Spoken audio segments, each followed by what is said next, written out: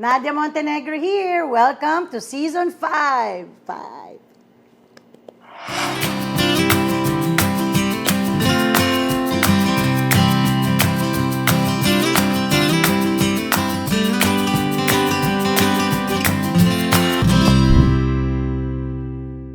Season 5, last day ng ating Season 5, last episode. Hello po, welcome to Kusina ni Nadia.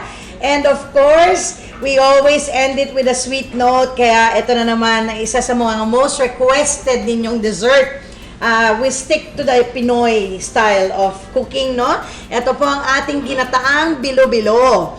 Dahil po request ninyo, ito na po ang ating ginataan. At dahil request din ninyo, dahil sa unang guesting niya, medyo dumami ang kanyang fans.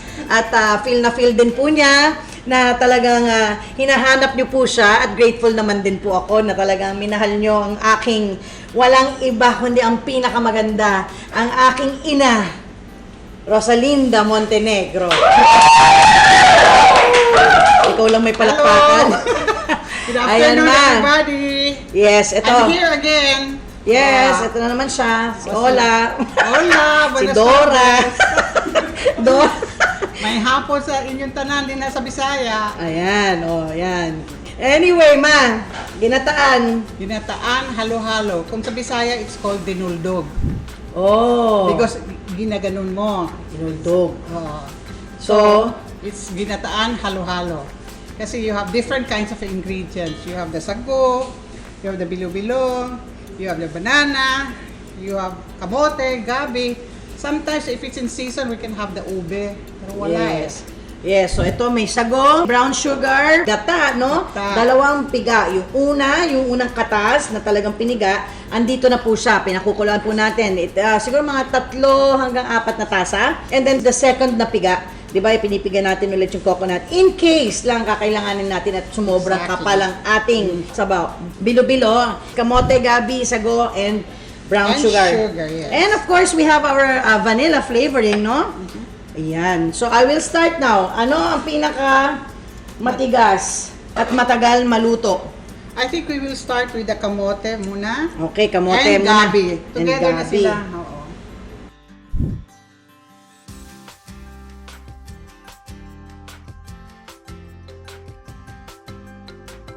Okay. And then now we put Kamote. the sa kamote. Mama, gabi na tayo ng gabi. Okay. Okay, blooper. Okay. Okay. Kamote. Sa pinakamasarap din na pang merienda. Kamote Q. Kamote... Ano, may natamis na kamote. Yes. Ay, alam nyo ba ang kamote? Maraming klase to. Do you know that kamote, also known as sweet potatoes, pwede nyo gawin mashed potato, pwede nyo gawin french fries? Try nyo po. We have the orange, the white, the yellow, kamote, and the purple. And the purple kamote. Yeah, minsan nakala natin yung nabibili natin na kala natin gabi, hindi. Ito po dapat after the gabi and the kamote, tatakpan po natin for maybe another 10 minutes, no? And then saka natin nahahalo yung iba. Now we will add the bananas, the saba, no? Isa pang tip, no? It is also better to cut our fruits and our how do you say it? Yeah, our fruits, no? All the same sizes. Same sizes. So Para- that's easier to cook. Tsaka when you eat it, di ba, ang pangit kasi pag yung presentation natin pangit na iba-ibang hiwa. Ako very pihikan ako sa gano'n, na iinis ako pag yung hindi siya pantay-pantay, no? Yan. So, You can start seeing put sugar while waiting for it to boil. Don't put all. That's 1 cup. ma-relax. Just put 1/2 I cup siguro. Kasi matamis masyado. Banana is already sweet. Yan. Add nyo muna, no, at least mga half a cup of sugar.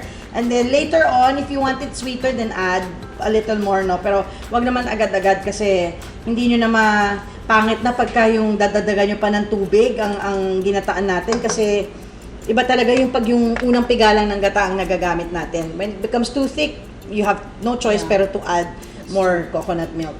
So yan, antayin mo natin.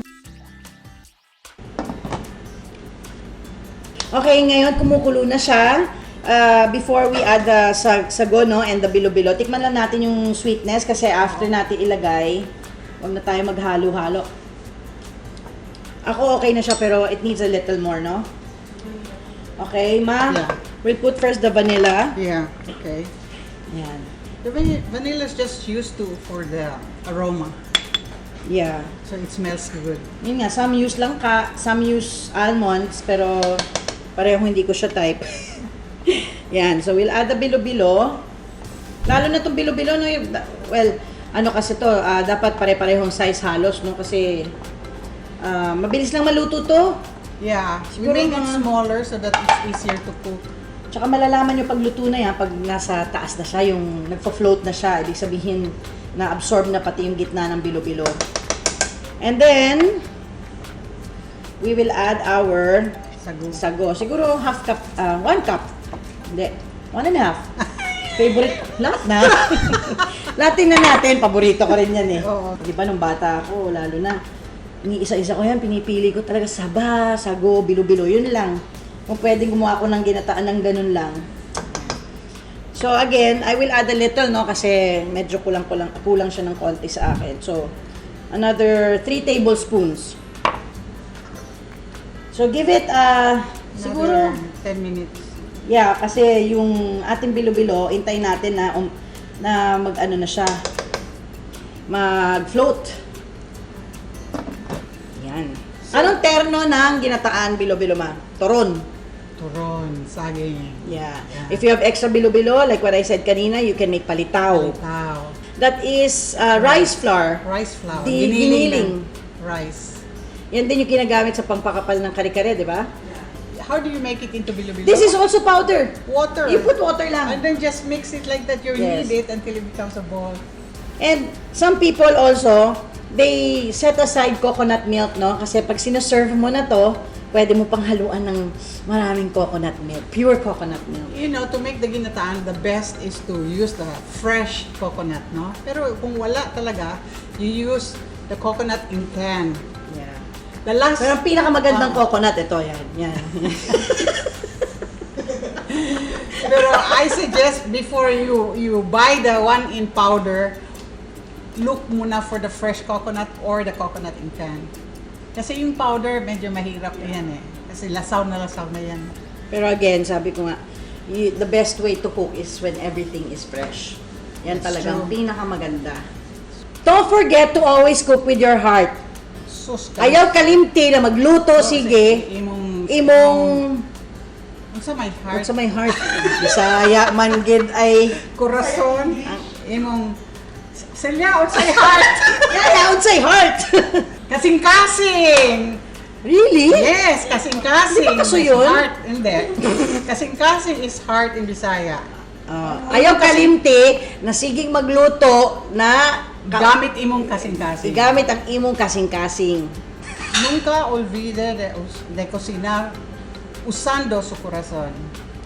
Pwede bang French? Play? Pufafafla. Luto na sa kasing-kasing. Yes. Now it is time to plate our ginataang bilo-bilo. But before that, titikman muna natin yung sweetness, no? Kasi hindi na natin pwedeng haluan pa ng matamis. Oh.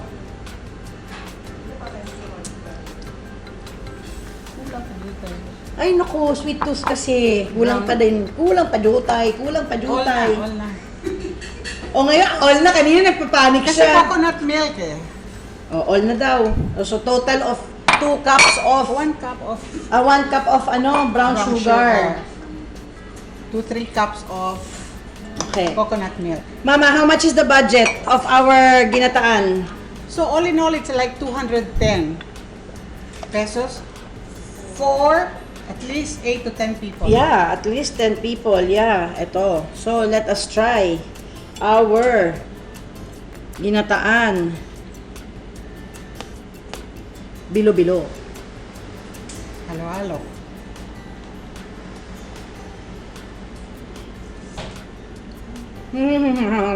Basta bilo-bilo talaga. Nawawala. Lapian eh, no? O ma, Go. Kita niyo Omar, pero siya ang kumakain. o ma, tingnan niyo kung saan ako napala. Magamanok ka rin. Oh. Ano ma? Kay Lamia. Ma! Enrico. Mana-mana po! Oh my God. Ayan, guys. 240 pesos, 10 ang kakain. Ginatang bilo-bilo, ang saya-saya pa. We always end our season with a happy note, a sweet note, and of course, what else could be better than spending it with my mom? Ma, thank you so much. Thank you so much for inviting me again. And then, text mo na yung mga chika mo, mga amiga mo, bumili ng Have I Cooked For You? Out pa rin po sa National Bookstores. And, I have sold a lot oh, already. ka na, maninita ka pa. I've sold a lot of books na. Okay. Thank you for supporting Season 5 sa aking mga subscribers. I love you guys from the bottom of my heart. Thank you. Hindi ko akalain itong pinagkatuwaan ko lang ng isang araw, umabot na ng Season 5, and it's all because of all of you. And we're now up to more than 30,000 subscribers. I love you guys. I'm so grateful. Sana po marami pa pong mga mommies ang napapasaya natin dyan, at yung mga anak, mga asawa, mga kapatid, mga nanay, tatay, lahat ng mga nakakain ng mga sinishare natin from the heart. Again, thank you to the Cookery Place for this beautiful place na ating ginamit for Season 5. And of course, to Ever Bilena for our makeup and our hair. To Jane and to Kat, no? And Denise, thank you of Ever Bilena. And Radiant Lux for my jewelries. And again, don't forget to always cook with your heart. Cocinar con corazón.